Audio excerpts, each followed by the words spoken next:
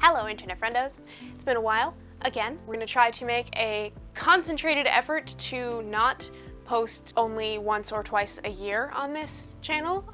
We'll see where that goes. We're gonna go rewind a little bit to last summer when I made this sword for a friend of mine based off of the Holy Avenger from Critical Role's Mighty Nein campaign. And today I finally have got the gumption up to make the video that I recorded at the time and actually turn it into something. So that's what we're gonna do today, is go through the process of making that sword from the very beginning, all of the pattern drafting, creation of it, and then turning it into the EVA foam, which at the time I hadn't done a lot of. If you've seen any of my stuff on Instagram, I only really made one sword before this, and that was the Master Sword from Zelda. So this is a little bit of a new thing, and we're sort of figuring it out as we go along. I'm not the greatest at editing, nor do I enjoy it very much, or listening to the sound of my own voice. So it's a little bit of a hurdle to try and actually get these videos out, but I want to make a concentrated effort to do it this year, mostly because I like sharing the skills that I've created, skills that I've learned. Cosplay can be something that is quite intimidating to jump into from the get-go, so I want to try to make it as easy as possible. I still continuously go back to cosplay as my #1 passion, and I want to try to share those techniques and experiences with other people. I'm gonna try to make a conscious effort to start doing some actual process videos of some of my stuff. So this is the first of hopefully many of those videos, and I hope you want to stick around and see the process. Hopefully the techniques are helpful to anybody who's also trying to do a project similar to this one. So without any more further ado, let's get into the actual project. The first step was finding a suitable image of the sword to use as a base to build my pattern off of. Luckily for me, I was able to find a flat image of the sword that I was able to work out of. I don't have a great step-by-step of this process, mostly because depending on the project that you're working on, the reference images can be a little bit hit or miss just depending on what source material you have to work with. Then I took that image, split it up into multiple printable pieces, and printed it very messily with lots of mistakes before ending up with a sword pattern that was the correct size for what I wanted to make. I taped each piece together, making sure the pattern lined up to itself at the seams, and the result was a completed sword pattern.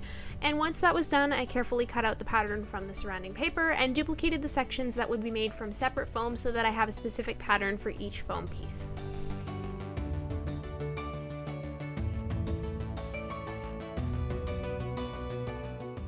This is a corded mess, and hopefully this microphone works better. We're gonna try all sorts of things today. Yes. Foam types. So I have this one, which is decently thick, although it is not the thickest. This is the thicker one of the two. The spider webs in here, because that would suck. So this I've used before on a few occasions to do like some thicker details and stuff. Two types of foam to pick from. I think I'm gonna go with the thicker one of the two. I know whose idea it was to stick pins in this to keep it flat. It was me. Past me was dumb and shouldn't have done that. Now there's holes all over it. Let me just do a little exampler thing here. When I sandwich these two together, it is significantly thinner than if I sandwich two of the EVA foam pieces together. So we've got two thicknesses of foam here. Those are my two options for the sword. Now I feel like this is too thin, but this is too thick, so I almost need to find something that's in between.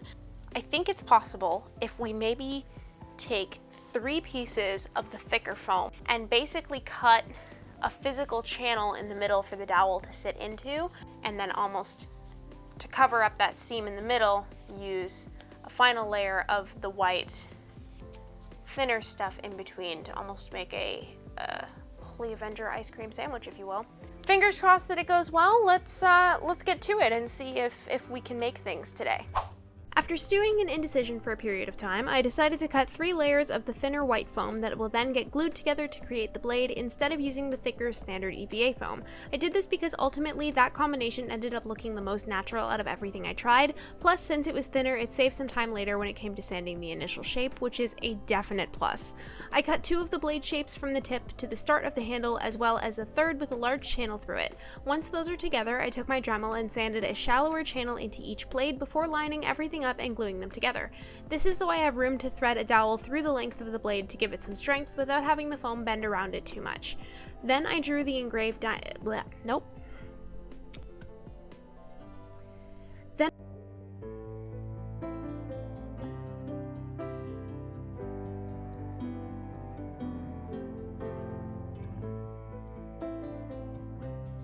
Then I drew the engraved designs along the blade so I have a guideline to carve them in place, using my original pattern as well as reference images to get the designs right.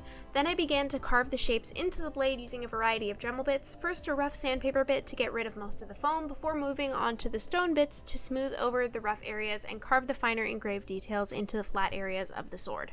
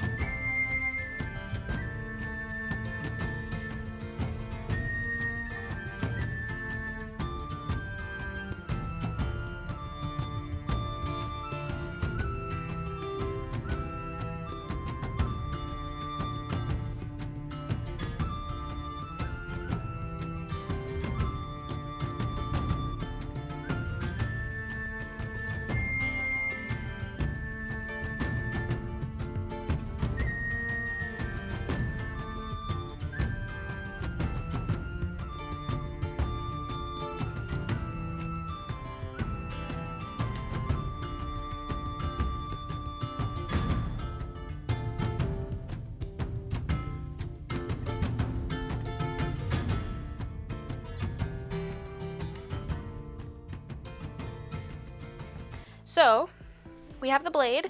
This is the blade here. Got all of the details there. It is all shaped. Up here, this is a structural issue that I'm sorting out right now because we ran into some hiccups. So basically the dowel that I used to strengthen the inside of the sword was not long enough to reach the very end, which means the end of the sword kind of is very flopsy. What I did was I cut just a little piece of dowel that I'm gonna just put a little channel in here and then stick the dowel in here so it gives the tip of the sword a little bit more structure. Then just gonna glue this back on top and pretend like it didn't happen. So hopefully that's not going to be anything that is too crazy. Over here we have the makings of the crossguard for the sword. Basically gonna be made out of, we've got two pieces for back and front, and then the middle section is going to be these, so they get put in just like that, and all of these are going to get shaped and molded to match the actual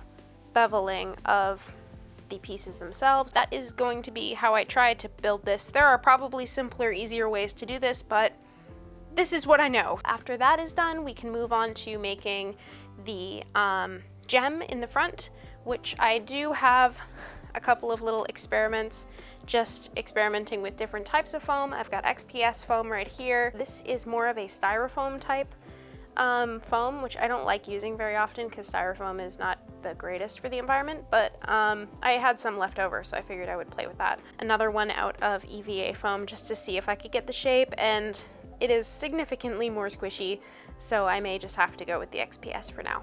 That is basically what we got done. So we're gonna try and get as much of this part done as possible. I don't know how much it will actually amount to being, but you know, one can hope that we get things done today.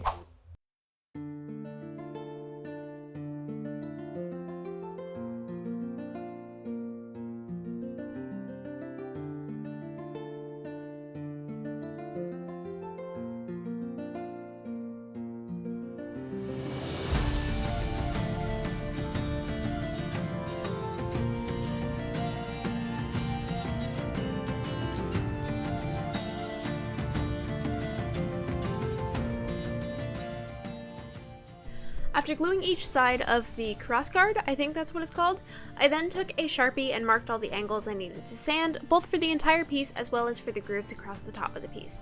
Because I know if I don't mark where I need to sand, I will definitely forget which side needs to be sanded and what needs to be left alone.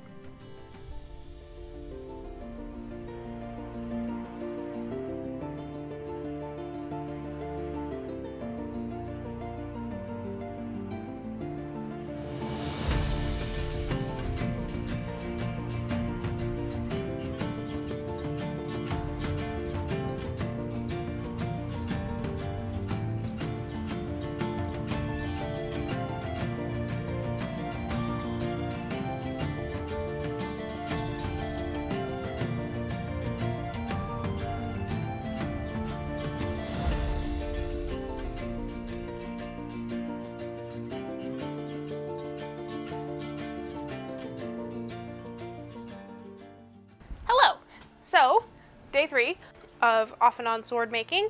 Here is what we've got so far. So, I have most of the sword put together. Piece of PVC pipe for the handle, just the handle base. The blade is pretty much done. It did the handle pieces, which are all carved. Now it is just time to mostly put all of the pieces together. I have to carve the pommel and then shape the handle. Yeah, it's we have a lot of things to do, so I'm just gonna cut to that chase, and we can get started right on into it. You can tell how far in a project I am because the table just continues to get more and more messy. Maybe I'll clean it before I start, maybe not, I don't know, we'll see. All right, let's keep on going.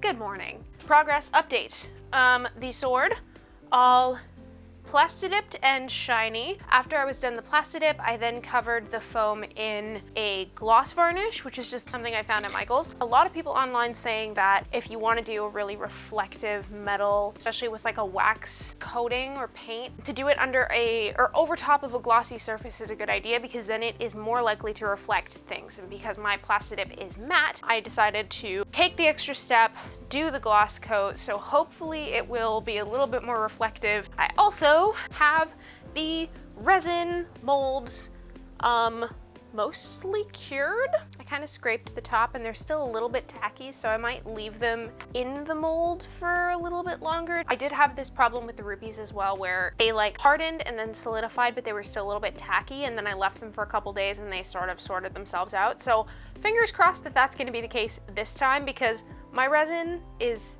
decently old. It's having a really hard time like mixing together. I'm hoping that this works. Next part of the process is to coat this entire thing with this guy, which I found Wax Metallic Finish. I just picked this up. Hopefully it's gonna work a little bit better than using acrylic paint, which is what I used last time.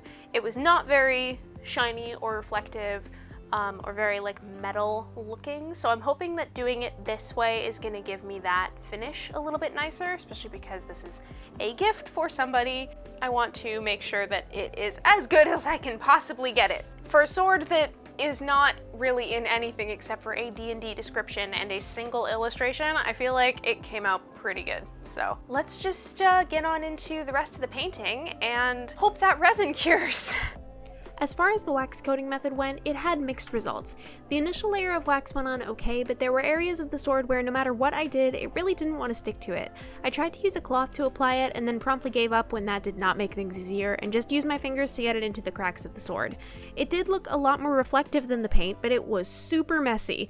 It was really difficult to control and tended to wipe off if it wasn't thoroughly rubbed in, but the final look turned out pretty reflective, so I would recommend it if you're looking for an alternative to acrylic paint. Just be prepared to have silver wax all over your works. Once the initial coating of wax was rubbed in, I touched up some of the particularly tricky areas with silver paint and added some weathering back into some of the grooves in the sword. Word of warning, if you do use a wax-based method, any water-based weathering techniques will be immediately repelled by the wax, so do keep that in mind if you do want to do this method. I did a mix of water and black acrylic that immediately balled up and refused to stick to anything, so I ended up having to just dry brush the black paint into the cracks instead. And luckily, after waiting another day or so, the gems were cured enough to sand and attach to the sword.